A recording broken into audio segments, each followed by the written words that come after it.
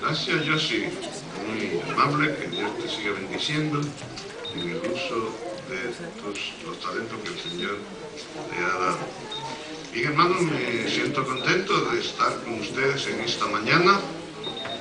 Mi esposa les manda saludos, no pudo venir en este día, sin embargo esperamos una próxima oportunidad, sí estará con nosotros.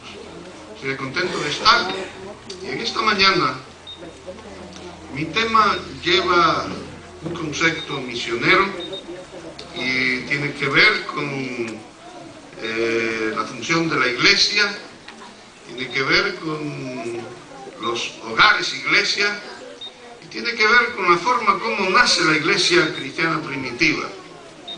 Y la segunda parte, en un momento dado, vamos a ver que la iglesia nuestra iglesia en sus comienzos, los hogares, las familias, tuvieron un papel estelar y fundamental en el proceso de iniciarlos.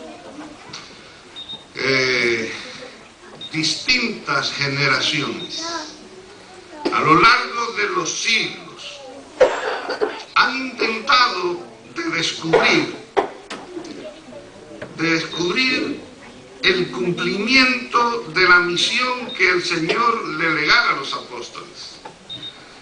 ¿Cómo fue que ellos pudieron cumplir esa orden, esa misión que el Señor les dio a los apóstoles y por ende a nosotros?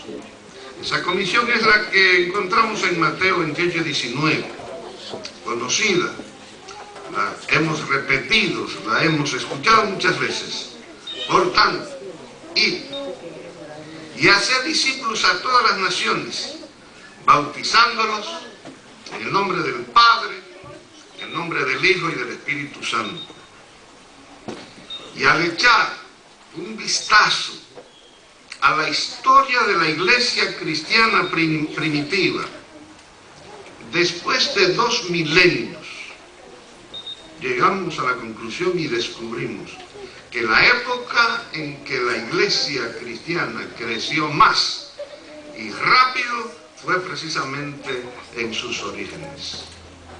Y al estudiar ese detalle, debemos entender 3 cosas, por lo menos 3 cosas. Primero, no contaban con grandes medios económicos o materiales. Segundo, no tenían muchos miembros en relación a los habitantes de ese momento. Y el tercer punto que me llama la atención es que a los ojos de la gente de aquel momento, ese grupo podía parecer más bien un puñado de personas idealistas, desorientados, que un grupo de hombres y mujeres que realmente transformaron la historia del mundo conocido y de nuestros días también. Sí, hermanos, de Calhoun. Fue en el primer siglo de nuestra era cuando el cristianismo creció con mayor rapidez, al punto de que Pablo registra lo que fue motivo de la lectura bíblica. Lo voy a leer otra vez. Escuchen bien lo que Pablo nos está diciendo. Si en verdad permanecéis fundados y firmes en la fe y sin moveros de la esperanza del evangelio que habéis oído, escuchen lo que sigue, el cual es predicado a toda criatura que está debajo del cielo. Llama la atención esa declaración de Pablo. Para Pablo, y de acuerdo a lo que él conocía de primera mano, todas las personas de aquel entonces habían escuchado el evangelio. Y Pablo luego dice, del cual yo, Pablo, soy ministro. Qué interesante. Ahora, hermanos, había algo en aquella iglesia que hace que nos preguntemos lo siguiente: ¿cómo pudo una iglesia que no contaba en sus comienzos con más de 120 miembros y con escasos medios económicos, en tan poco tiempo afirmar que en todo lugar ya se conocía el Evangelio de Jesús.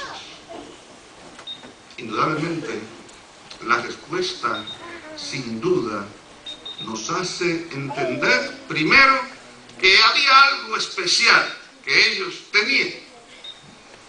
O posiblemente el trabajo, la forma en que ellos trabajaron para el Señor. Y quizás aprendiendo las lecciones que nos deja la historia y lo que la Biblia quiere enseñarnos, debiéramos repasar esos conceptos con miras a recordarlo, si lo hemos olvidado, y a practicarlo, para que tengamos también el éxito que el Señor quiere darnos en estos días modernos. Hay una promesa que el Señor le dio a los discípulos, a la iglesia cristiana, y está en la Biblia y está para nosotros. Y esa promesa los discípulos, esa iglesia cristiana primitiva la creyó. Y nosotros hoy también debemos creerla. Esa promesa es la que está en San Juan 16:7. Jesús dijo allí: os conviene que yo me vaya, porque si no me fuere, el Consolador no vendría a vosotros, mas si me fuere, os lo enviaré. Y hermanos, después que Jesús ascendió a los cielos, sus discípulos se reunieron en el aposento alto, como declara Hechos capítulo 1 y verso 13, y quisiera llevarlos allí, Hechos 1, 13. Quizás vamos a leer el 14. Y cuando entraron, subieron al aposento alto,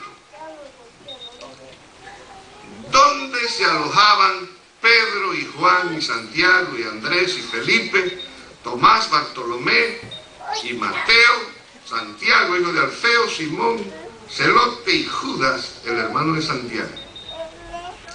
Y el 14, que dije que lo iba a añadir, todos estos perseveraban unánimes en oración y ruego con las mujeres, con María, la madre de Jesús, y con sus hermanos. Es decir, que ellos estaban en el aposento alto, subieron al aposento alto, donde moraban los discípulos. La idea realmente es una casa, donde ellos se fueron o se reunieron para esperar el cumplimiento de la promesa. A esta declaración quiero añadir una cita que está en Hechos de los Apóstoles, las páginas 29 y 31. Dice allí la autora de ese libro, la señora de Juan, inspiradamente hablando: mientras los discípulos esperaban el cumplimiento de la promesa, humillaron sus corazones con verdadero arrepentimiento y confesaron su incredulidad. Luego ella agrega, y esta frase me llama la atención poderosamente. Ella agrega: estaban abrumados por la preocupación de salvar almas. Comprendían que el Evangelio había de proclamarse al mundo y demandaban el poder que Cristo les prometió. Y hermanos, quizás ahí está la primera razón por la cual esta iglesia creció tan rápido, tuvieron un inicio tan interesante, tan desafiante, que hasta hoy hemos llegado, o las consecuencias de ese trabajo hasta hoy las tenemos. Estaban allí demandando el poder que Cristo les prometió. Y yo me pregunto, ¿anhelamos nosotros ese poder? ¿Entendemos que necesitamos ese poder para compartir con otros las bendiciones del Evangelio, compartir con otros el gozo de llevar a Cristo a aquellos que todavía no le conocen. 10 días después de la ascensión de Jesús, se celebraba la fiesta del Pentecostés. Cristo ya está entronizado a la diestra del Padre. Ruega al Padre para que el Consolador, el Espíritu Santo, sea enviado a fin de capacitar a ese minúsculo grupo de creyentes que apenas superaba a un centenar, reunidos en un humilde aposento alto, habitación en aquel entonces que estaba en la parte de arriba de la casa, y se dedicaba a ese lugar a dormir como dormitorio. También se dedicaba a orar, y también se dedicaba a albergar o a hospedar a personas distinguidas. Y en ese aposento, allí los discípulos esperaban el cumplimiento de esa promesa hecha por Jesús. Y cuando nosotros seguimos esa historia, indudablemente tenemos que llegar a Hechos, el capítulo 2, conocido por ustedes. Solo quiero referirme a los versículos 1 y 2. Dice allí: cuando llegó el día de Pentecostés, estaban todos juntos en el mismo lugar. Y de repente, ¿qué pasó? Vino del cielo un estruendo como el de un viento impetuoso y llenó la casa donde estaba. Sí, hermanos, el Espíritu Santo usó el viento, un estruendo, para llamar la atención de todos los que allí estaban. Y ese aposento alto, los que allí estaban fueron todos llenos del Espíritu Santo. Ese algo que tenía la iglesia primitiva era precisamente el Espíritu Santo, esa bendición, el cumplimiento de la promesa que Dios o el Señor les había hecho. Ese poder capacitó a la iglesia para el trabajo y derribó una de las barreras más grandes que tenía la iglesia en ese momento. Tenía que ver con el idioma. La historia nos señala que allí cada quien de los que estaban pudo escuchar el Evangelio de salvación en su propia lengua. Yo me imagino que cada grupo, dependiendo del idioma, se pusieron aparte. Y allí cada quien le hablaba de las maravillas que el Señor había hecho con ellos. Es ahora el Espíritu Santo, utilizando a estos hombres y mujeres, humildes y sencillos, quien produce lo que llamamos, o lo que la Biblia llama, el milagro de la conversión de 3,000 almas. Personas confiesan y aceptan a Jesús. Y ese primer grupo de conversos se convierte en lo que era la primicia. Esas almas vienen a ser la primicia que el Espíritu Santo presenta ante Dios como resultado del evento glorioso de que allí, en ese instante, hermanos, nace la iglesia cristiana primitiva. Acaba de nacer una iglesia, y acaba de nacer precisamente, hermanos, en la parte superior de una casa. Así fue la historia. En una casa tuvimos, y lo digo de esa manera, tuvimos el comienzo, la iglesia que hoy nosotros profesamos el nombre de cristianos. Sí, hermanos, en una casa fueron capacitados para hacer la obra, y a partir de ese instante el Espíritu Santo comenzó a derribar barreras que impedían la proclamación del mensaje de Jesús. Una multitud congestionaba la ciudad de Jerusalén. Por todas las calles caminaban personas que deseaban ser bautizadas. ¿Dónde? Tal vez en el estanque de Betesda, de Siloé o de Salomón, o quizás en el arroyo de Cedrón.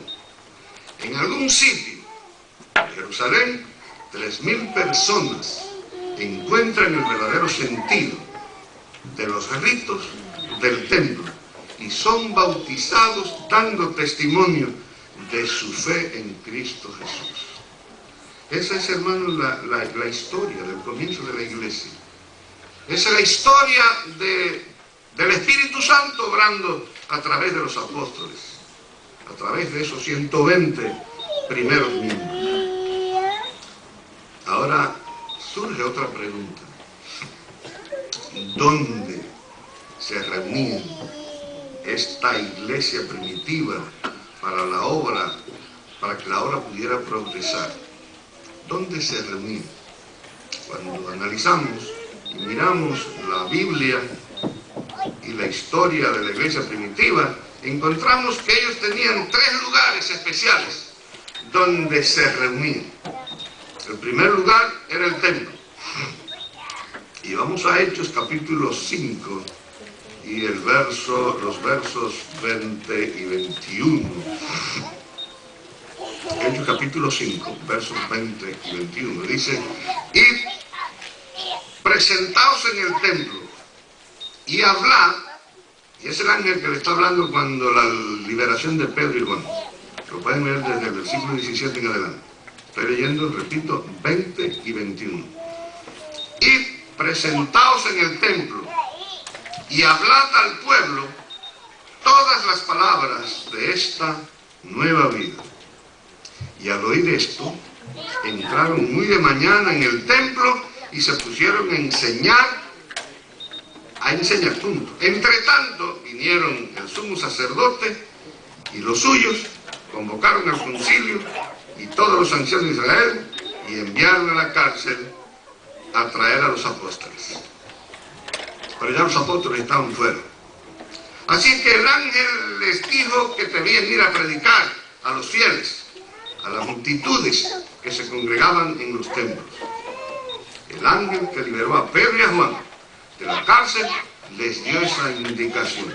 Y hay otros pasajes que destacan lo mismo, como decir Hechos 3:1 y verso 2 y Hechos 2:46, tienen la misma enseñanza.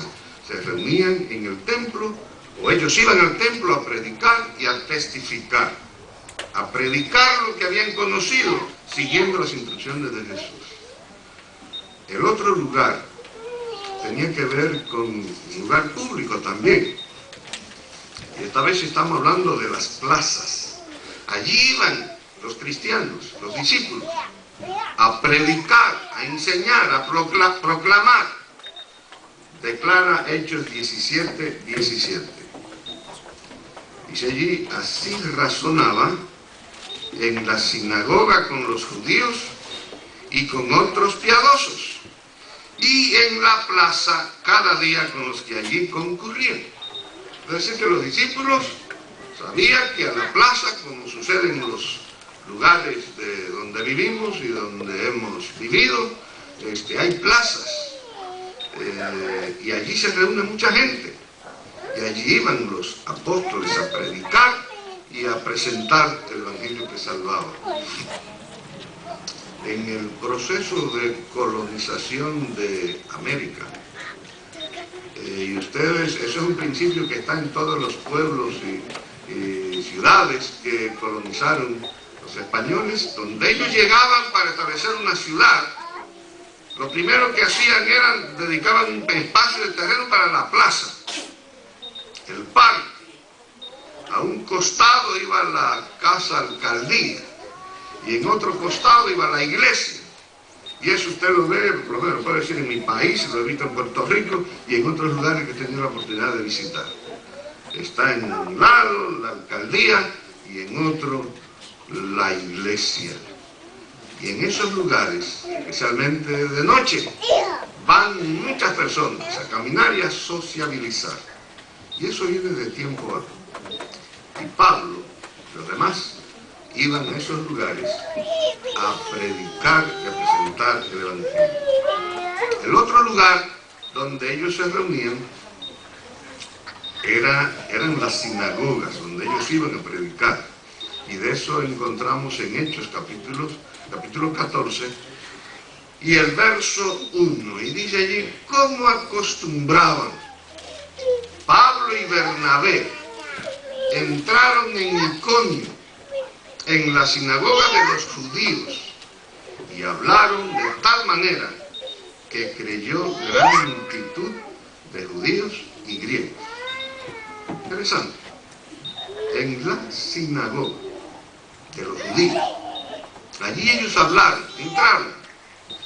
Y el Evangelio, hermanos, llegaba, porque llegaba con el poder que habían recibido, con el deseo de que las personas conocieran y se convertían, judíos y griegos. Interesante. Ahora, cabe destacar que ninguno de esos lugares, ninguno de esos tres lugares, los cristianos podían tener sus reuniones como hermanos. No podían. Llegaban, hablaban, enseñaban y muchas veces lo corrían. ¿Han estado ustedes en lugares donde nos han corrido? Ha pasado también. Así que en esos lugares ellos no podían tener sus reuniones como hermanos. Ellos testificaban, podían hablar lo que el Señor había hecho, eran escuchados en el templo, plazas, sinagogas, pero el lugar de la reunión como iglesia, como tal, como cristianos, se realizaba, hermanos, en otros lugares. O quizá cambio la expresión, específicamente en otro lugar. ¿Qué lugar era ese? Las casas, los hogares, las viviendas de los hermanos. Era ese lugar donde ellos se reunían. Las casas de los primeros cristianos se transformaron en las primeras iglesias y eran, hermanos, el principal lugar de reunión, de adoración como congregación cristiana. Y ese otro factor fue el que le dio el impulso para que se propagara el Evangelio y la iglesia creciera en una forma tan rápida y en forma tan eficiente. No había templos cristianos para congregarse, para alabar al Señor y estar unánime juntos. Por lo tanto, cada familia que aceptaba a Jesús ofrecía su casa para que fueran iglesias. ¿Qué le parece? Fueron las casas las que ocuparon el lugar preponderante de la evangelización de los primeros siglos del cristianismo. El cristianismo, hermano, llegó a ser conocido como la religión del hogar y del vecindario. ¿Será posible que nosotros aquí en Calhoun podamos tener tantos hogares, iglesias, del vecindario, de la comunidad, que el Evangelio, la verdad que profesamos y predicamos, pueda ser conocida en todo Calhoun? Mi pregunta es, si ayer se pudo, en aquel momento histórico del inicio, ¿por qué hoy que estamos en un momento histórico también no podemos repetir la hazaña cuando el Señor está listo a darnos su poder también? Hay algo que tiene relación con Jesús, y escuchen este texto de Mateo 23:38. Ahí yo diría un factor interesante del por qué los discípulos no podían reunirse en los templos. En Mateo 23:38 Dice allí el Señor Jesús precisamente: vuestra casa os queda desierta. Y queda desierta porque aunque los sacerdotes y líderes de aquel momento repetían vez tras vez ceremonias y ritos que representaban a Jesús y la presencia en medio del pueblo, como rechazaron a Jesús como Mesías y Salvador, esos templos quedaron vacíos, quedaron sin la esencia de lo que es el Evangelio, sin la esencia del mensaje que ellos mismos predicaban y enseñaban. Por esa razón entonces los hogares e iglesias tomaron el lugar que era llenado por la presencia del Señor, de su Santo Espíritu, y allí la iglesia crecía y crecía. Yo quiero compartir con ustedes una experiencia de familia. Mi padre era colportor por muchos años. Yo recuerdo de eso. Y a raíz del trabajo de mi padre, nacieron varias iglesias en mi país. En el sur, una ciudad llamada Barahona. En otro lugar, que se llamaba Salcedo, se llama Salcedo, ahí hay una iglesia. Mi padre habla de esa iglesia.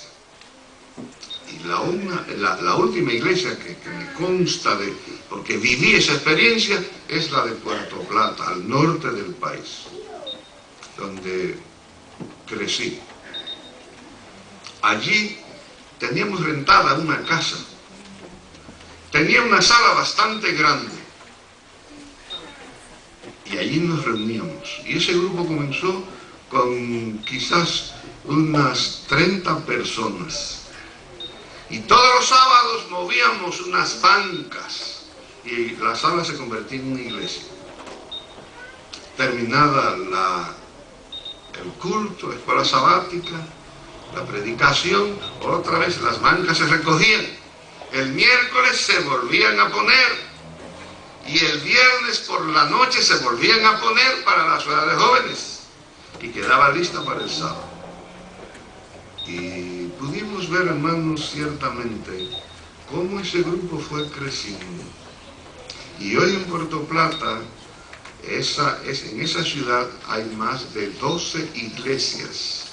En la ciudad hay como unas 5 o 6. Y luego en los barrios alrededor hay otras tantas. Ciertamente los hogares, iglesias, o las iglesias en los hogares, se han desarrollado y han progresado. Y hay una serie de ejemplos, hay muchos, pero permítanme mencionar algunos. Los voy a llevar a Romanos 16 y los versos 2 al 5. Romanos 16, 2 al 5, allí encontramos a Priscila y Aquila. Dice allí el Señor: recibidla en el Señor como es digno de los santos, y ayudadla en cualquier cosa que necesite, porque ella ayudó a muchos y a mí mismo. Saludad a Priscila y Aquila, mis colaboradores en Cristo, que expusieron su vida por mí, a quienes no solo yo doy gracias, sino todas las iglesias de los gentiles.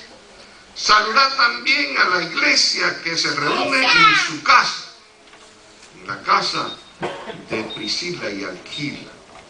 Hay saludos. Allí está una iglesia. ¿Cuántos miembros tenía la iglesia? No lo dice la Biblia. Pero eran grupos que crecían y crecían. Y evidentemente en esas casas había espacio para hacerlo. En el 2005 fui al puerto del Salitre, un barrio de la ciudad de Querétaro, de Caldereta.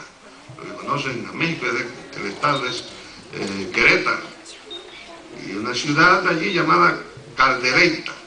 Caldereta tiene a la vez un barrio que se llama Puerto del Salitre. Y lo interesante es que ni hay puerto, pero sí hay mucho salitre. Allí hay una comunidad adventista muy grande.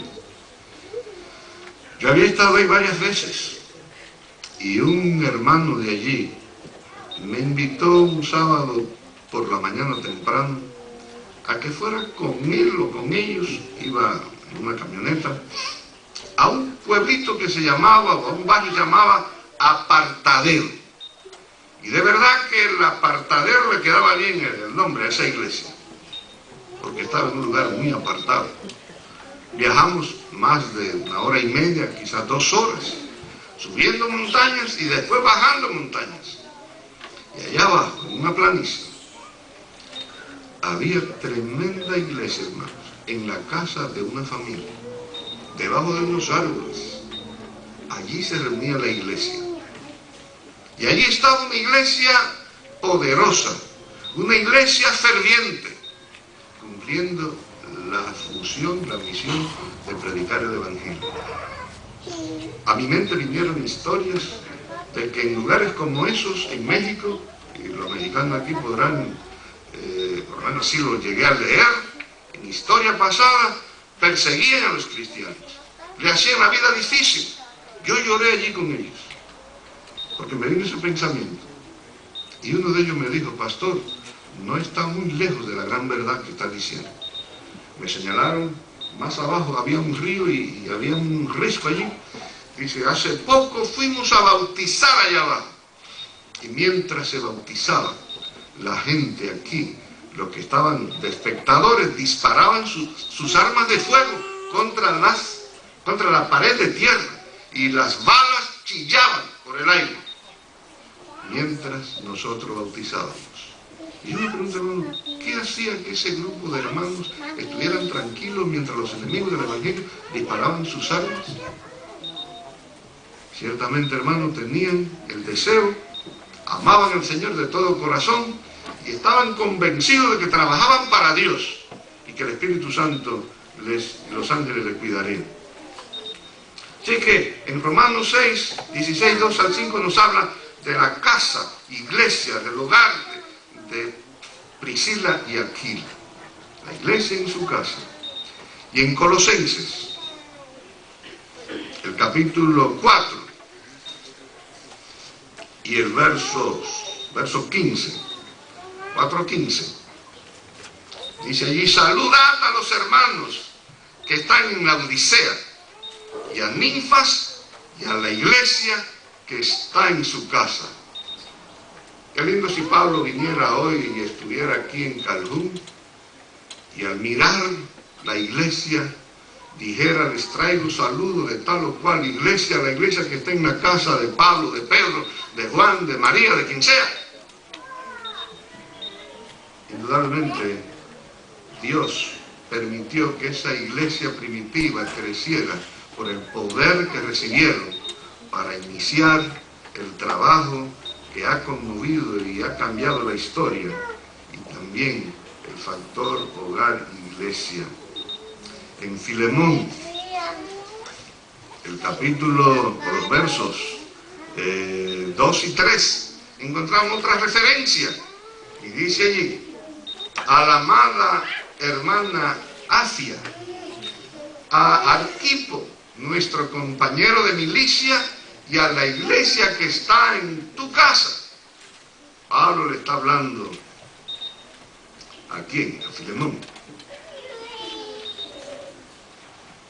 Allí había una casa, una iglesia, a la amada hermana Afia, a Arquipo, nuestro compañero de milicias, y a la iglesia que está en tu casa. Le hablaba Arquipo, la iglesia que está en tu casa. Y hermanos, finalmente, en 1 Corintios 16, 19, con este texto lo añado a los que escogí, y que de hecho hay más textos que nos hablan de hogares e iglesias en distintas maneras.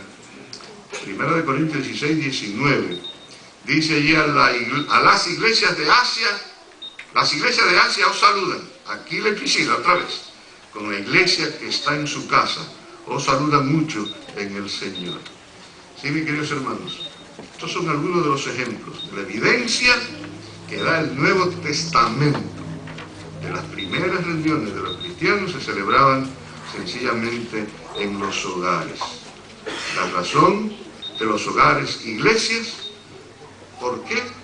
Porque allí era fácil y espontánea la testificación, y porque las reuniones eran informales, eran alegres, llenas de contenido espiritual, y todos podían confraternizar y afianzar la amistad y crecer en el amor de Jesucristo. Concluyendo, en tu hogar puede haber una iglesia también. No estamos hablando de números, pero en tu hogar hay una iglesia. Si tú abres la puerta, sin duda alguna habrá personas que pueden ir allí para conocer a Jesús. Hermanos, durante este año ya hemos hablado de los hogares e iglesias. Y la idea es que nosotros podamos levantar hogares e iglesias, tanto como el Señor quiera darnos, y tanto como cada uno de nosotros podamos responder. Ojalá que Calhoun pueda entender que somos parte de un movimiento, que tú y yo tenemos talentos, tesoros, medios que Dios nos ha dado, y Él quiere usarlos.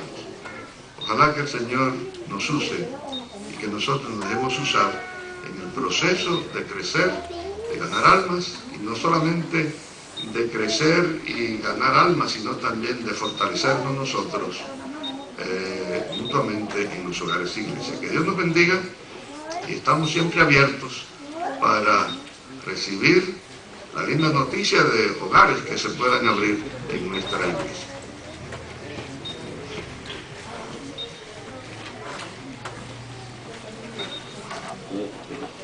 Para concluir, vamos a cantar el himno número 502.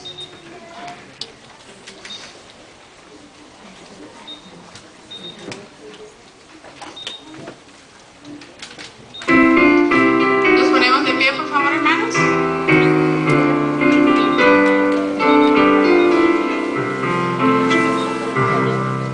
Nunca esperes el momento de una radiación y que pueda relucir tu luz.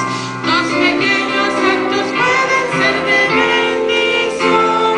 Brilla en el sitio donde estés. Brilla en el sitio donde estés. Brilla en el sitio donde estés. Puedes con tu luz algún perdido rescatar. Brilla en el sitio donde estés. Puedes en tu cielo alguna nube disipar. Haz un lado tu egoísmo cruel. Aunque solo un corazón pudieres consolar. Brilla en el sitio donde estés.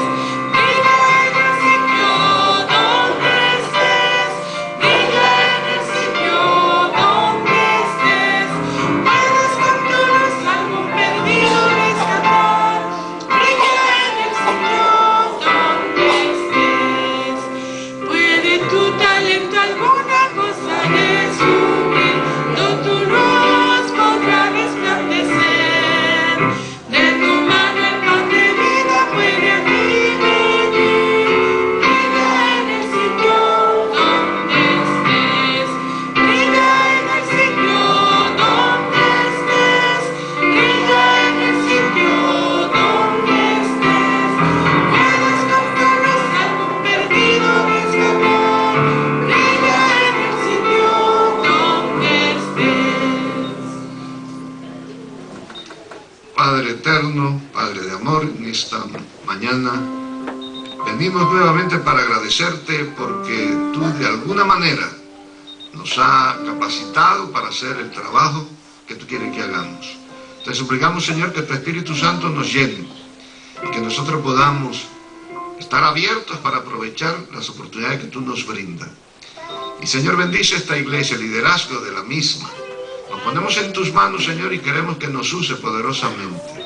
Capacítanos con tu Santo Espíritu y ayúdanos, Señor, a que muy pronto podamos decir: Señor, hemos cumplido la misión, en lo que a nosotros se refiere, ven a buscarnos. Te suplicamos que continúe con nosotros en la programación de la tarde y nos ayude a hacer tu voluntad. En Jesús tu amado lo pedimos. Amén.